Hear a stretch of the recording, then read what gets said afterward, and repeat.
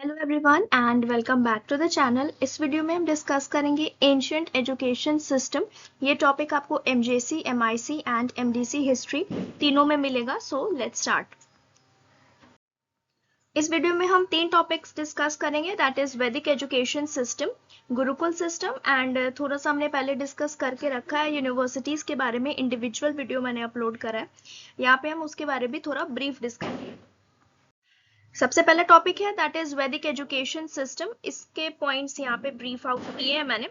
That is it was incline towards spirituality. इसका जो inclination था वो किसके टुवर्ड्स था? स्पिरिचुअलिटी पे प्रमोट करते थे। यहाँ के जो गुरुज होते थे, जो वैदिक एजुकेशन जो देते थे गुरुज, वो किसके टुवर्ड्स इंक्लाइंड थे? क्या बढ़ावा देते थे? स्पिरिचुअलिटी को। ठीक है। Its objective was to follow the prescribed ideals and establish new high ideals.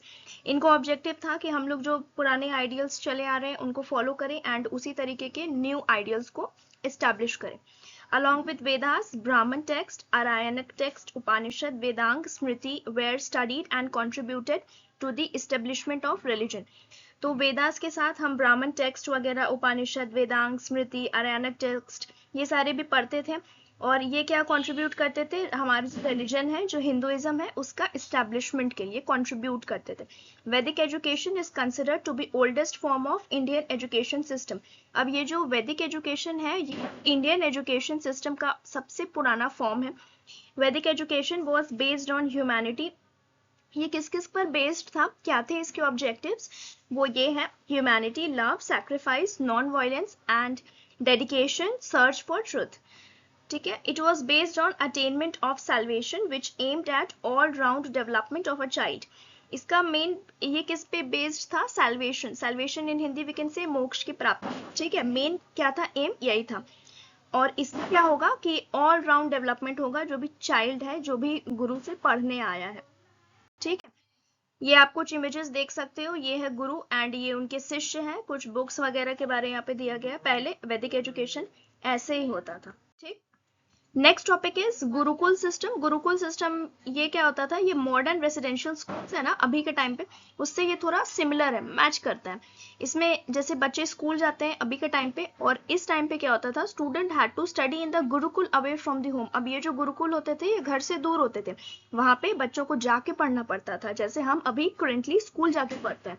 According to स्मृति, अब स्मृति में जो डिस्कस किया गया है, आइए देखते हैं। आफ्टर द उपनयन सेरेमनी, ये एक सेरेमनी होता था। उपनयन सेरेमनी के बाद जो भी डिसाइपल, जो भी बच्चा है, जो भी विद्यार्थी है, वो क्या करता था?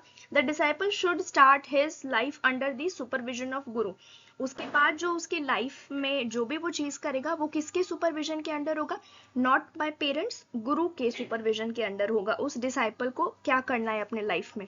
उपनयन सेरेमनी के बाद, ये बहुत ही इंपॉर्टेंट चीज है, उपनयन सेरेमनी आपको दिमाग में रखना है। Fourth point is education was given orally in विच।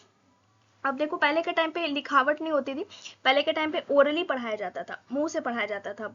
गुरु बोलते थे एंड जो शिष्य थे वो बस सुनते थे। ठीक है। तो education was given only orally in which Veda and religious scriptures had to be memorised. पहले जो ओरली पढ़ाया जाता था उसमें आपको वेद और जो रिलीजियस स्क्रिप्चर्स है उसको याद करके रखना पड़ता था। यही होता था पहले का सिलेबस, आप कह सकते हो।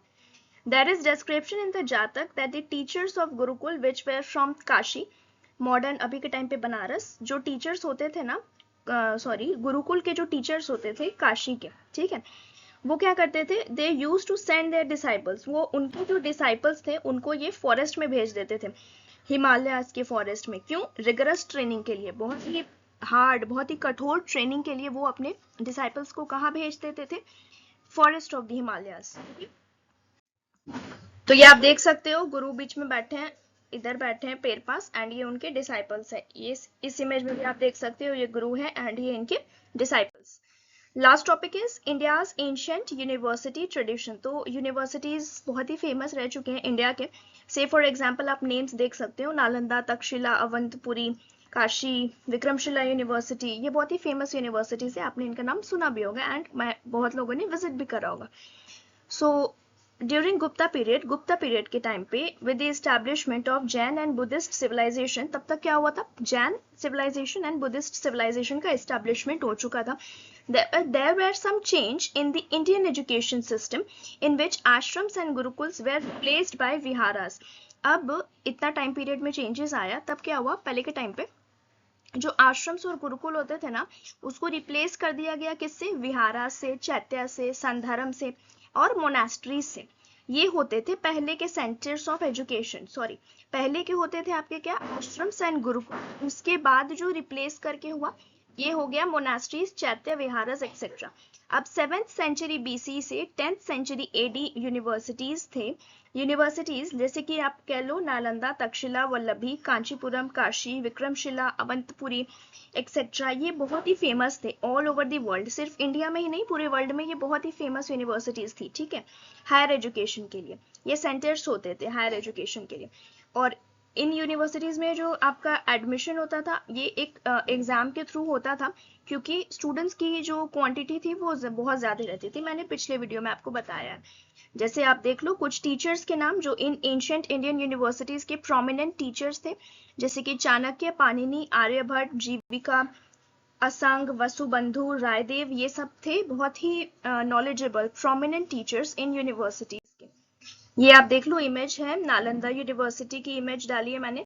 ये मोस्ट फेमस तक्षशिला यूनिवर्सिटी की इमेज है। And this is the end of the video. अगर आपको वीडियो पसंद आया होगा तो please do like, share and subscribe to the channel and thank you.